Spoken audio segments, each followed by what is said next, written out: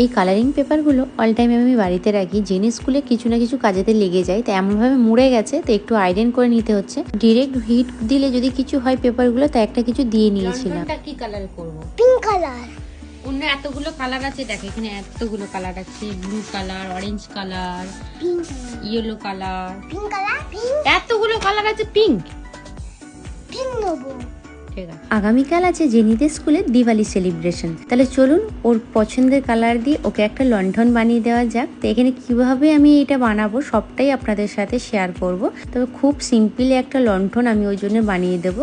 প্রথমে পেন্সিল দিয়ে দুটো লাইন টেনে নেবো, নিয়ে সেই লাইন অনুযায়ী ওইটাকে কাটিং করে নিতে হবে। নিলে একটা সুন্দর প্রদীপের শেপ চলে আসবে। তবে এই বড় প্রদীপটাকে ডেকোরেশন করার জন্য ছোট ছোট এই সেম প্রসেসে আমি বেশ কিছুটা এরকম কেটে নেব। এরপর প্রত্যেকটা কালার একটা একটা করে এই বড় প্রদীপের সাইডে বসিয়ে সুন্দর করে সাজিয়ে নেব। তো চলুন দেখাই আপনাদেরকে। সব রকম কালার দিয়ে এরকম এসছে। তো সেম প্রসেসে আর একটা যেটা বানিয়েছিলাম এটা আমি বানিয়ে নেব।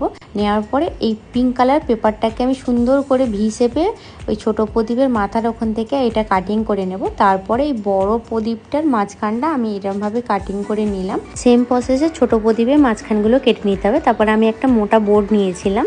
আপনারা চাইলে একটু মোটা ধরনের কাগজও ব্যবহার করতে পারেন। তো সেটাকে সুন্দর করে একটা রেড কালার পেপার দিয়ে কভার করে দিলাম যাতে দেখতে সুন্দর লাগে। তারপর আঠা দিয়ে এরকম ভাবে দুটো প্রদীপের মাঝখানে বসিয়ে দিলাম। তারপরে এই কোণগুলো আমি আঠা দিয়ে জুড়ে নেব। তবে চেষ্টা করবেন এই কোণগুলো যেন সমান সমান থাকে, তবে এই জিনিসটা দেখতে ভালো লাগবে। তো আমি সমান সমান করে আঠা দিয়ে বসিয়ে নিয়েছি। তারপর এখানে আমি একটা মোটা সুতো নিয়ে নিয়েছিলাম, যেটা এই লণ্ঠনটাকে ঝুলিয়ে রাখবে। আপনারা চাইলে এটা কালারফুল সুতো ব্যবহার করতে পারেন। আমার কাছে ছিল না তাই দিতে পারিনি। আমি বাজার থেকে এটা কিনে নিয়ে এসেছিলাম এই লণ্ঠনটা বানানোর জন্য। তো চলুন এটার ফাইনাল লুক দেখাই। তো এটা লাইটটা আমি জেলে নিয়েছি। এটা হলো লণ্ঠনের ফাইনাল লুক, যেটা জেনি স্কুলে নিয়ে যাবে। এইসব দিক থেকে খুব একটা এক্সপার্ট না হলেও মন থেকে বানিয়েছি। ভালো মন্দ খারাপ যাই লাগুক না কেন আপনাদের কাছে অবশ্যই কমেন্ট করে জানাবেন। আর জেনি তো খুব হ্যাপি।